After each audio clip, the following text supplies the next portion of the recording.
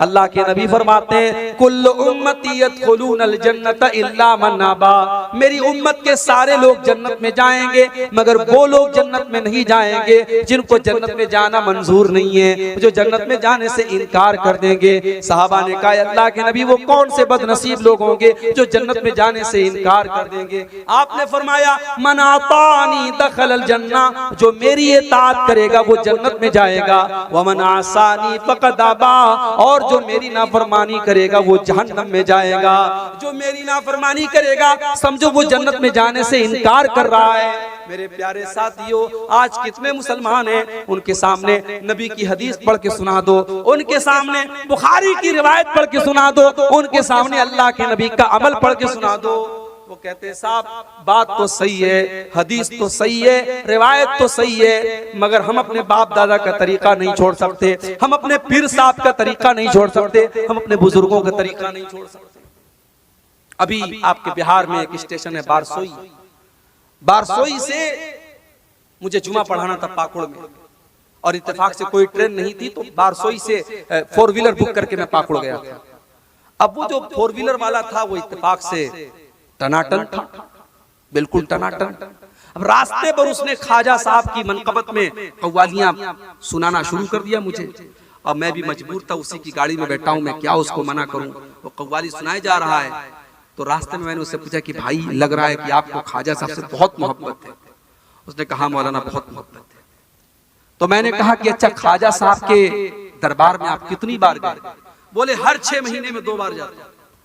मैंने कहा अच्छा हज कितनी बार आपने? कहा आज तक हज नहीं किया, आज तक उम्रा नहीं किया, लेकिन ख्वाजा साहब के यहाँ 6 महीने में 2 बार जाता हो। तो मैंने कहा एक काम करिए आप, तू अजमेर में अपना घर बनवा ले, वहीं आकर ख्वाजा साहब के बगल में। कहा नहीं, दूर रहेंगे तो मोहब्बत ज्यादा रहेगी, ख्वाजा साहब बुलाते इसलिए हम ख्वाजा साहब के पास जाते हैं।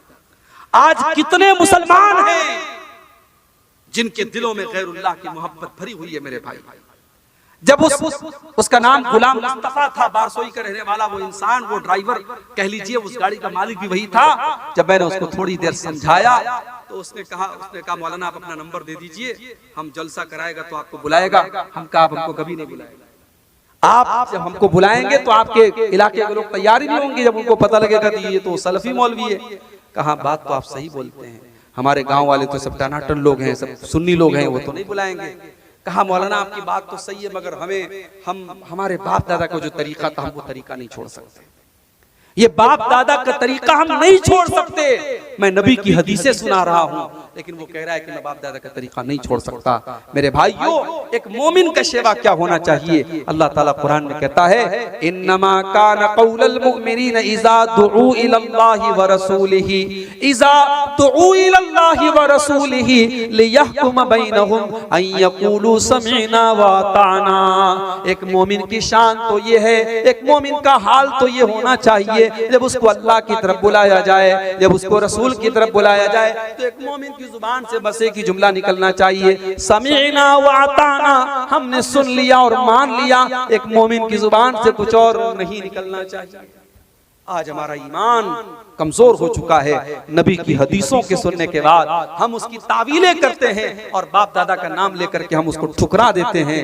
अल्लाह के नबी फरमाते हैं जिसने मेरी इताअत की वो जन्नत में जाएगा, और जिसने मेरी नाफरमानी की वो जहन्नम में जाएगा। और एक आखिरी हदीस सुना करके, क्योंकि 3:15 के करीब हो रहा है, एक आखिरी हदीस सुनाता हूँ, जन्नत में लेकर के जाने वाला एक आखिरी अमल बयान करके मैं बात खत्म करूंगा। मेरे भाइयों, अगर हम और आप जन्नत में जाना चाहते हैं, एक बड़ा सिंपल तरीका बता रहा हूं आपको। अल्लाह के रसूल के एक सहाबी का वाकया सुना करके, अल्लाह के नबी एक मर्तबा मस्जिद में बैठे हुए थे, सहाबा आपके साथ थे। अचानक आपने दरवाजे की तरफ इशारा करके कहा यदखुलु अलैकुम मिन हाज़ल बाबि रजुलुन मिन अहलिल जन्ना, अभी इस दरवाजे से एक ऐसा इंसान आने वाला है जो जन्नती है, जो जन्नत में जाएगा। अब सहाबा की नजरें दरवाजे पर टिक गई, देखे कौन आ रहा है जिसको अल्लाह के नबी जन्नती कह रहे हैं। थोड़ी देर के बाद एक अंसारी सहाबी, जो मदीना के रहने वाले अंसारी थे, वो अपने हाथों में अपना चप्पल और जूता लिए हुए थे, वजू करके आ रहे थे, दाढ़ी से वजू का पानी टपक रहा था। उसी हालत में वो आए और आकर के मस्जिद में दाखिल हुए। दूसरा दिन फिर आया, फिर अल्लाह के नबी ने कहा इस दरवाजे से एक जन्नती आने वाला है। फिर सहाबा ने अपनी नजरें दरवाजे की तरफ टिका दी। फिर वही सहाबी उसी हालत में वजू करके आ रहे हैं, दाढ़ी से वजू का पानी टपक रहा है, हाथों में जूता चप्पल लिए हुए हैं। 3 दिन तक लगातार ऐसा होता है। जब 3 दिन तक लगातार ऐसा होता है तो तीसरे दिन एक सहाबी जिनका नाम अब्दुल्ला बिन अमर बिन आस था, उन्होंने कहा कि मैंने दिल में सोच लिया कि अब मैं पता लगा के रहूंगा कि ये सहाबी, ये अंसारी सहाबी ऐसा कौन सा अमल करते हैं कि अल्लाह के नबी 3 दिन तक लगातार इनको जन्नती कह रहे हैं। हजरत अब्दुल्ला कहते हैं मैं पीछे पीछे अंसारी के घर गया। जब अंसारी सहाबी अपने घर के दरवाजे में दाखिल होने लगे, मैंने कहा अस्सलाम वालेकुम। कहा भाई साहब वालेकुम अस्सलाम, क्या बात है? कहा मेरे बाप से झगड़ा हो गया है, मेरे बाप से कुछ इख्तिलाफ हो गया है और मैंने कसम खा ली है कि मैं 3 दिन तक अपने बाप के घर में नहीं जाऊंगा। ऐ मेरे भाई, मैं 3 दिन तक आपके घर में मेहमान बन करके रहना चाहता हूं, कि आप तैयार हैं? अंसारी साहबी ने कहा कोई बात नहीं, आप 3 दिन तक मेरे घर में रह सकते हैं। देखिए फिर वही बात आई। सहाबा का दिल बहुत बड़ा था। सहाबी ने एक बार भी अपनी बीवी से मशवरा नहीं किया, अपने घर पता लगाने नहीं गए खाना है कि नहीं, पानी है कि नहीं। कहा ठीक है, आप 3 दिन तक मेरे घर में मेहमान बन के रह सकते हैं। अब हजरत अब्दुल्ला बिन अमर कहते हैं मेरा मकसद ये था कि मैं देखूं कि वो अंसारी सहाबी ऐसा कौन सा अमल करते हैं कि अल्लाह के नबी उनको 3 दिन तक लगातार जन्नती कह रहे हैं। हजरत अब्दुल्ला कहते हैं मैं 3 दिन तक अंसारी सहाबी के मकान में रहा। उनकी एक एक हरकत पर मैंने नजर रखी, मुझे कोई खास अमल उनका नजर ना आया। जैसे हम नमाज पढ़ते थे वो भी नमाज पढ़ते थे, जैसे हम इबादत करते थे वो भी करते थे। वो तो मजदूरी का काम करते थे, मेहनत का काम करते थे। वो जब रात में आते थे तो तहज्जुद की नमाज भी नहीं पढ़ते थे। रात में जब बिस्तर पे सो जाते थे तो फजर में उठा करते थे। हाँ, रात में अगर नींद खुलती थी तो सुभान अल्लाह पढ़ लिया करते थे, अल्हम्दुलिल्लाह पढ़ लिया करते थे, अल्लाहु अकबर पढ़ लिया करते थे, अल्लाह की तस्बीह बयान कर लिया करते थे। कहा कि जब 3 दिन गुजर गया, मैंने कहा है मेरे अंसारी भाई, मैंने आपसे बहाना किया था, न मेरे बाप से कोई झगड़ा हुआ है, न मैंने कोई कसम खाई थी। मैं दरअसल ये देखना चाहता था, अल्लाह के प्यारे नबी ने 3 दिन तक लगातार आपको जन्नती कहा था, मैं देखना चाहता था ऐसा कौन सा अमल आप करते हैं कि अल्लाह के नबी ने आपको 3 दिन तक लगातार जन्नती कहा है। मेरे प्यारे साथियों, अंसारी सहाबी का जवाब सुनो और जरा अपने अपने सीने पर हाथ रख के सोचो, क्या ये चीज आज हमारे अंदर मौजूद है? अंसारी साहबी ने कहा ऐ मेरे प्यारे भाई, मैं कोई खास अमल नहीं करता, कोई ऐसा अमल नहीं करता जो तुमने न देखा हो, लेकिन हाँ एक चीज मेरे अंदर है, हो सकता है कि उसी की वजह से अल्लाह ताला ने मुझे ये मकाम दिया हो। ला अजिदु फी क़ल्बी ग़िश्शन लि अहदिन मिनल मुस्लिमीन, मैं अपने दिल में किसी मुसलमान भाई के लिए धोखा नहीं रखता, मैं अपने दिल में किसी मुसलमान भाई के लिए धोखाधड़ी नहीं रखता, मैं किसी को धोखा नहीं देता। वला अहसुदु अहदन अला नेमतिन अनअमहा अल्लाह, और मैं किसी को अल्लाह ताला कोई नेमत देता है तो मैं हसद नहीं करता, मैं जलन नहीं करता। मेरे दिल में न हसद है, न कीना है, न कपट है। हो सकता है इसी की वजह से ये मकाम मिला हो। हजरत अब्दुल्ला ने कहा इसी की वजह से तुमको ये मकाम मिला है। मेरे प्यारे साथियों, जन्नत में जाना है, अपने दिल को कीनों से पाक करो, अपने दिल को कपट से पाक करो, अपने दिल को हसद से पाक करो। आज भाई भाई से हसद कर रहा है, पड़ोसी पड़ोसी से हसद कर रहा है, रिश्तेदार रिश्तेदार से हसद कर रहा है।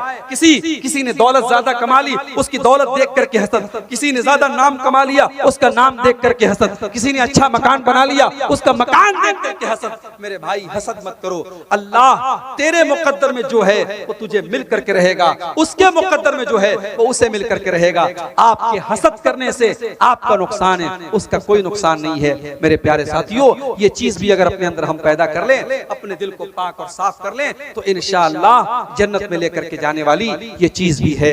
मेरे अजीज भाइयों, मेरे बुजुर्गों, आज जरूरत इस बात की है, जन्नत में लेकर के जाने वाले मुख्तलिफ आमाल मैंने आपके सामने बयान किए। ये आमाल सिर्फ बयान करने के लिए और सिर्फ मजा लेने के लिए नहीं है, ये चीजें अपने अंदर हम पैदा करें। मैंने तौहीद बयान की, हम अपनी तौहीद की हिफाजत करें। मैंने अपनी शर्मगाह की हिफाजत की बात कही, हम अपनी शर्मगाह की हिफाजत करें। मैंने जबान की हिफाजत की बात कही, हम जबान की हिफाजत करें। मैंने तकवा की बात कही, हम तकवा अपने अंदर पैदा करें। मैंने मेहमानों को और गरीबों को खाना खिलाने की बात कही, वो जज्बा हम अपने अंदर पैदा करें। ये जितनी बातें बयान हुई हैं इन पर अमल करने की जरूरत है।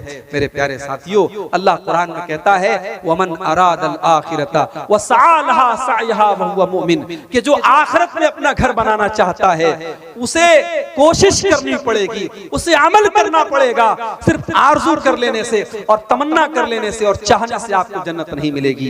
यही चंद बातें थी। आइए हम अल्लाह से दुआ करें, रब्बुल आलमीन हमने जो बातें बयान की हैं और आज इस जलसे में आप मगरिब बाद और इशा बाद से प्रोग्राम चल रहा था, जो बातें आपने उलमा की जुबान से सुनी है, रब्बुल आलमीन हमें उन सब पर अमल करने की तौफीक अता फरमाए।